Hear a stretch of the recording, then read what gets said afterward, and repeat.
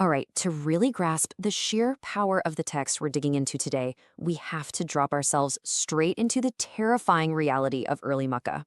The source material paints this incredibly vivid picture of a time when the very first Muslims were facing severe systemic persecution, literally just for their beliefs. It was a brutal campaign specifically designed to break their spirits. The text details how early companions, guys like Bilal and Khabab, endured horrific physical abuse. We're talking a daily reality where they were forced to lie on burning sand with heavy stones placed right on their chests. I mean, imagine being in a situation where your survival is on the line every single day. That crucible, that's the exact environment where this profound chapter of the Qur'an was revealed. So let's jump straight into this explainer. We're going to cover the historical context of the migration, the tense standoff in the court of Negus, the miracles of Prophet Yahya and Hazrat Maryam, and finally, the overarching message of the prophets. Section 1. Historical context. The migration. Okay, so pushed completely beyond the limits of human endurance, the prophet advised his followers to just leave everything behind. They made a desperate escape to Abyssinia to seek asylum. But, that sanctuary was short-lived. Powerful Quraysh leaders from Mecca showed up hot on their trail, armed with these lavish gifts for the king and his generals. Their goal? To drag the refugees right back. Section 2. In the court of Negus. Right, so picture this. Inside the Christian king's court, the refugees' fate is hanging completely in the balance. Ja'far ibn Abi Talib brilliantly steps up to represent the Muslims. And what's fascinating is that instead of playing politics, he contrasts their past days of ignorance, the cruelty, the idolatry, with the pure moral teachings of Islam they'd embraced. He's appealing directly to the king's own sense of divine justice. Meanwhile, the Quraysh emissaries try to set this incredibly clever theological trap. They tell the king, hey, these refugees invented a new religion that insults Jesus. It was a calculated move, right? They wanted to enrage a devout Christian ruler. But Ja'far totally bypasses their accusations. He simply recites the verses of Surah Maryam directly to the king. No arguing, no debating. He just lets the source text speak for itself. And the result is just stunning. This incredibly brave recitation actually causes the king and his bishops to weep. The text resonated so deeply with his own scriptures that he picks up a straw from the ground and he declares that the difference between his Christian belief and this recitation wasn't even the width of that straw. Boom! With that realization, he secures the ultimate safety of the Muslim refugees and absolutely refuses to hand them over. Section 3. Miracle. Prophet Yahya. Let's actually look at what was recited that day.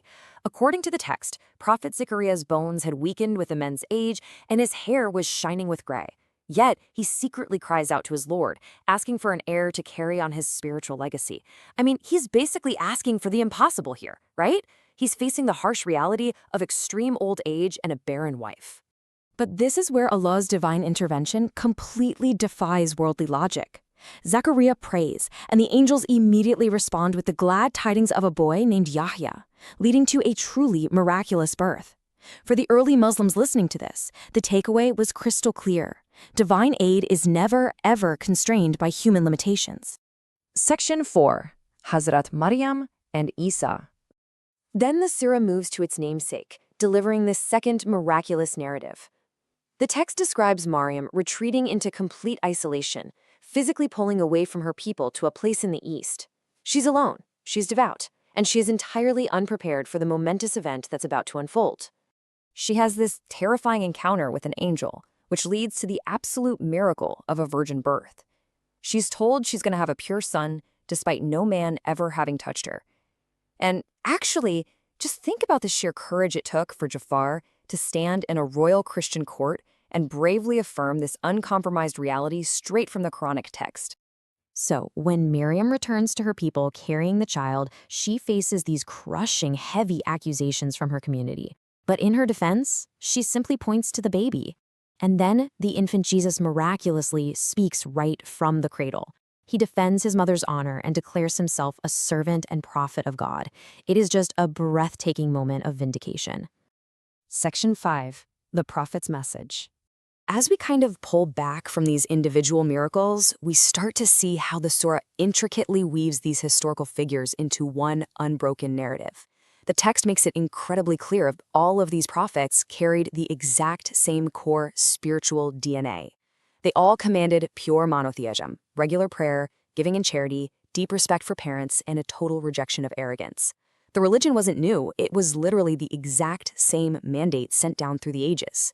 However, right when the narrative hits this beautiful peak of spiritual unity, the text delivers a really sobering warning. It pivots to the tragedy of the generations that followed those magnificent leaders. It starts mapping out a cycle of spiritual decay that honestly is deeply relevant to anyone studying this history. The surah issues a stark, timeless cautionary tale, detailing how, ultimately, there came successors who neglected prayer and pursued desires.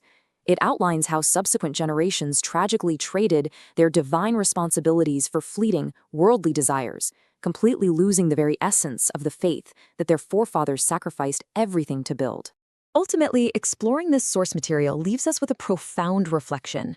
When we look back at the unimaginable sacrifices of the early Muslims and the towering legacies of the prophets detailed in Surah Maryam, we have to ask ourselves, are we steadfastly carrying forward this miraculous legacy of faith, or are we falling right into the tragic trap of the forgotten generations?